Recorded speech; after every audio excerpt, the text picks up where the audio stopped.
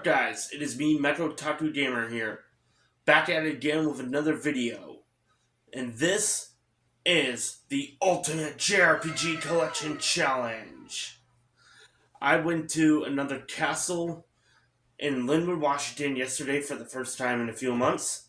And I took some footage while I was there of me doing some game hunting. I was doing some spring cleaning in my game collection. I traded away some art books, got rid of my Tokyo Xanadu EX Plus, and Cruel King and the Great Hero PS4 limited editions, as well as my Fate Unlimited Codes SP box for PS2. It just wasn't really bringing me much enjoyment anymore. I mean, I may eventually get it back when I am able to have my own game room or be able to display my full collection or whatever I have planned in the future. So let's jump right into that game hunting footage.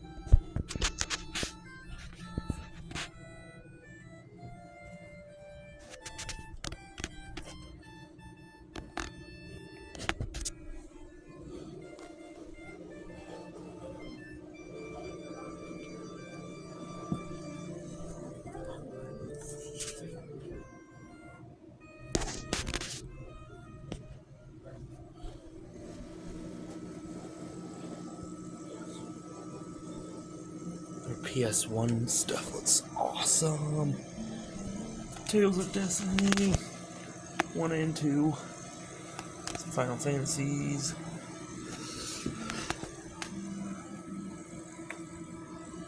See, Alundra, pretty expensive.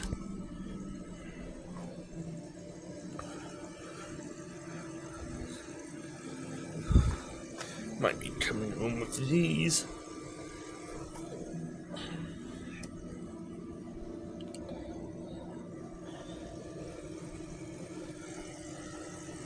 Ogre Battle.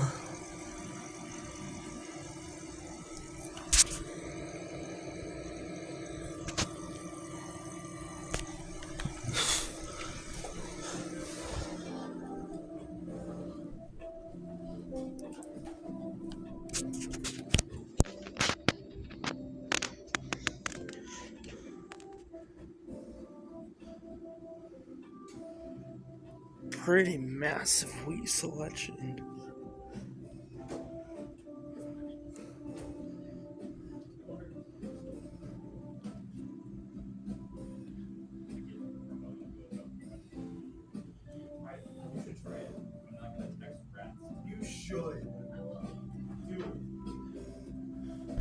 Pretty decent Game Boy.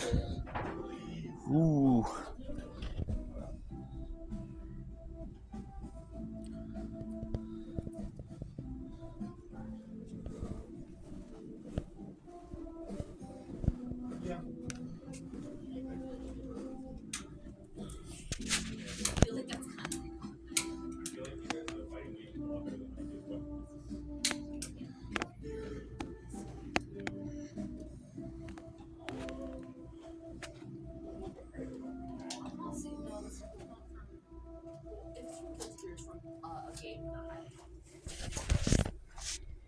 Gear, whatever the one on PS2 is. I don't know for certain or not.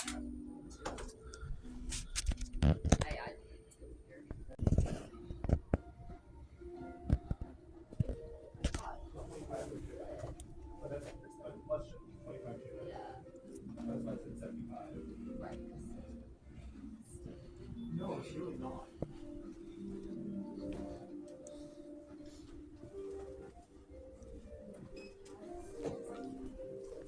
I mean, it's clearly open. Well,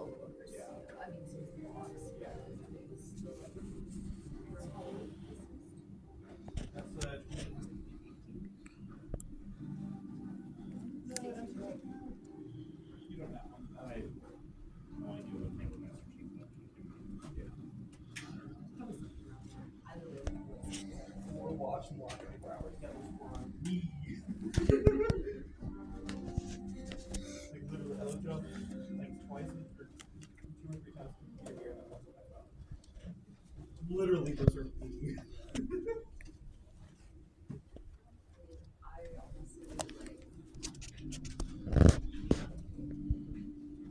I'm back, and I want to share with you guys my pickups for over the last month. I got some pretty cool stuff I wanted to share with you guys. I even managed to pick up a couple of holy grails while I was at another castle yesterday, and I didn't really get much. I spent most of my trade credit on 2 holy grails, and that is something that I kind of learned from Mr. Rightway, one of my favorite YouTubers, is that trades are the key, and that is going to be helping me out a lot with building the ultimate Jrpg collection. I will eventually expand to go thrift shopping and pawn shopping and looking for cheap games that I'm able to flip in order to fund some of the amazing pickups that I've been getting, like I have been doing so far. I feel like this ultimate Jrpg challenge has gone off to a great start, and it's just going to continue to keep on going strong. So I not only picked up a few things from another castle, but I also got some games from GameStop, from a couple different GameStops here in Everett, Washington, where I'm at. And I also got some eBay pickups. So starting off, I just want to go over some Nintendo games. I picked up a few Switch games, starting with Theater Rhythm Final Bar Line, which I already said I picked up recently when I did my first ever Jrpg Journeys video covering Final Fantasy in lieu of Final Fantasy VII Rebirth coming out. And so far, I do like this game. I played a little bit of it. I'm working my way through the Final Fantasy VII music, and then I will probably go on to like Final Fantasy X, and then 15 and 9, and I'm just doing it in whatever random order I feel like doing it in. And then I actually did pick up one game from Half Price Books. I was able to pick this game up for about $15, got it back in my collection. This is Dragon Marked for Death, a true hidden gem on the Nintendo Switch. This is by Inti Creates and published by Nighthawk Interactive, the same people who brought us Azure Striker Gunvolt. And this is a pixel art, side-scrolling action RPG, quest-driven RPG, so you do have quests that you take on in order to progress through the story. There's some really fun gameplay mechanics in here, and I can't wait to be doing a full review of this game. Like I said, I did have it in my collection before, and I'm glad to have it back in my collection. And then I also picked up Harvestella. Now, I kept passing on this game, but after hearing Chicken Fillets, another one of my favorite YouTube content creators here who does Jrpg content like myself, he kept recommending Harvestella in a lot of videos and collabs that he partaked in, and I finally picked it up. It has been on my wish list, but I've been waiting for it to drop down to a low price, so I was able to pick this up at another castle yesterday, and I used my trade credit to basically get this game for free. Now, I do have a full,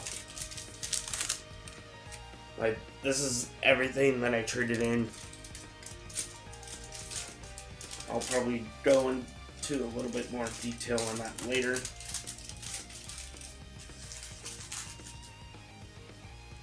Now, from eBay, I picked up a Japanese 3DS game. This is Unchained Blades, which was released here in North America, but only on the eShop, which is now defunct. And this is by Furyu. I am starting to get into their games. I have Trinity Trigger and Cry Machina so far. And this is a dungeon crawler, first-person dungeon crawler. and I wish I could play this right now, but I have to wait to get my 2DS modded. I'm planning on doing that so I can play Japanese import 3DS games. Now, from GameStop, I did pick up a 3DS game, Paper Mario Sticker Star, and I actually do like this game. I've put about 3.5 hours into it so far, and I'm really liking it. This is kind of more of a laid-back, chill and relax RPG for me. The RPG elements are lacking in this game. You don't have like level ups and all that, but it is turn-based, and I am really enjoying it so far. Can't wait to get a review of that out. And now to get into some PS5 games. Like I've already shared Final Fantasy VII Rebirth. I am halfway through this game already, about 20 hours in, and oh my word, this game, I have a strong feeling that this is going to be my #1 game of the year. I'm already locking it in right now, but I never know if there will be a game coming out later this year or one that's already been out that I haven't played yet that may blow my mind even more. But so far, I am just absolutely in love with Final Fantasy VII Rebirth. Almost done with Chapter 7. I have a lot of raw gameplay up on my second channel if you guys want to check that out. All that gameplay is going to be used in my final review of this game. And also check out my first impressions video for Final Fantasy VII Rebirth, and even my Jrpg Journeys video on Final Fantasy. You guys will really enjoy that. And then I found an $8 PS5 game. This is Astria Ascending. This is another game that I used to have in my collection, but I had it on Nintendo Switch. And for the life of me, I just couldn't really get myself into it. It does have a very gorgeous art style to it. Kind of reminds me a little bit of Vanilleware's art style, but it is different from Vanillaware. It has turn-based combat, and I'm trying to remember anything else about this game. I don't. Main reason I picked it up is because it was $8 and it is a Jrpg. So I will definitely try and give this game another go around, and who knows, maybe I might end up really liking it. Now, this isn't a Jrpg per se, but I did pick it up recently. This is a game that I've been wanting to add to my collection since I am a fan of Devil May Cry and PS2 games, and I hear that this is kind of a mix of Devil May Cry and other like hack and slash games, and it does have like that feel that harkens back to the PS2 era. So I can't wait to check out Wanted Dead. Was able to pick this up for about $15. And then a couple more eBay pickups. I finally got my hands on Valkyrie Elysium. And so far, after playing Chapter 1, I do like the solid action combat, and the way that you level up and become stronger is pretty unique, where it's just all based off of the skill tree for your weapons. And the story so far, I don't really have an opinion on it. I'll have to play more, but that will come after I beat Final Fantasy VII Rebirth. But I'm happy to have picked this up. Got it for pretty cheap off eBay. And then I bought a CIB copy of La Pucelle Tactics, and sadly the seller decided to cut out the top corner there. It was probably due to like a sticker being on the cover art, and I guess he probably didn't want to sell me a copy of this game riddled with stickers. But I am happy to have this. It is CIB and in pretty okay condition. The disc is clean, or at least somewhat clean. It does look playable. I was able to get this for about $12, and this is another PS2 RPG to add to my collection. Oh, and with Harvestella, I do have the cartridge. I just have it put away right in there. And now, the last 3 items that I got are my favorites of my most recent pickups, starting with what was a sealed demo disc for Steambot Chronicles. I did unwrap it because I am planning on checking this demo out before I buy the full game. And this is one of those blue disc PS2 games, and this is from Atlas. It's an action RPG with steampunk looking mechas and cel shaded graphics from what I'm seeing. I don't know, I haven't really played this game. I know that the full game itself is pretty expensive and is considered one of my holy grails. And speaking of holy grails, I can finally scratch off 2 of them on my list. So I've already taken off Super Robot Wars OG Saga Endless Frontier. Even though I have the Japanese version, I still consider it a holy grail. And recently, when I was at another castle, I finally got my hands on Project Cross Zone for the 3DS. This is the very first JRPG I ever owned. It is complete. I have the cartridge in my 2DS ready to play at any moment. And this is a game that I've been dying to get my hands on again ever since I got my 2DS. And I was able to pick this up for a good price. Another castle had it listed for $40, and I used trade credits, so I got it for free. And last, and certainly the best, I finally got Wild Arms 5. Yes, it is disc only. I am planning on getting a case and manual as soon as possible so I can have the CIB. I mentioned in a live stream on Jrpg Live's channel about a couple years ago that I was going to be getting my hands on Wild Arms 5 from a co-worker at the time, and that deal didn't really fall through. But fast forward 2 years later, and me trading in some games at another castle, and I decided to finally pull the trigger, and I picked up Wild Arms 5. They had it listed for about $99.90. That was their sticker price. And after using the last of my trade credit, I only paid $10 for this out of pocket. And I gotta say, that is one hell of a crazy deal. I just cannot believe I have Wild Arms 5. I will be playing it next weekend when I have some time to play some PS2 games, because I have been quite busy with Final Fantasy VII Rebirth and a bunch of other things that I've been doing. So that is about 2 more Holy Grails off of my Jrpg Grails wish list.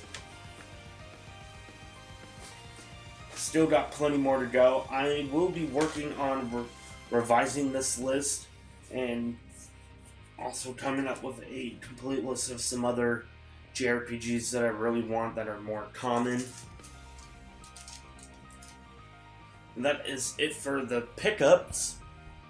So as for everything that I got, right about here, I did trade in an Xbox 360 Slim 500 gigabyte system. I also traded in some art cards from Yeast Memories of Celceta, a bunch of random video game art books from like Guilty Gear, Blaze Blue, Mutant Souls. I also traded in an Odin Sphere, Laser Sphere art book. I got rid of a Persona 5 art book, my Tokyo Xanadu EX Plus limited edition,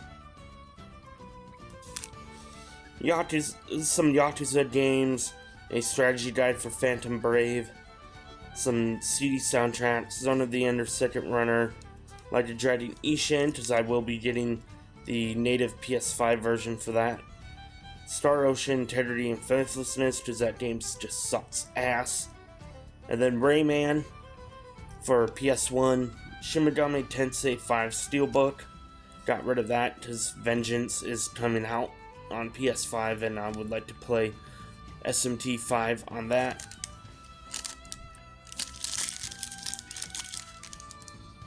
And that is pretty much it. That's just going over what I traded, because I did not show that off in the game hunting. So I got about $176 of in-store credit for that trade, and I used that to get all of these great games that you see here, like Project Cross Zone and Wild Arms 5. So happy to have that. That's going to be it for this pickups video. I hope you guys enjoyed everything that I got. If you guys really liked this video, smash that like button. It will really help me out here as a small-time content creator on YouTube. And subscribe and ring that notification bell to stay tuned for when I upload more videos. And with that, I am Mecha Otaku Gamer signing out. Peace!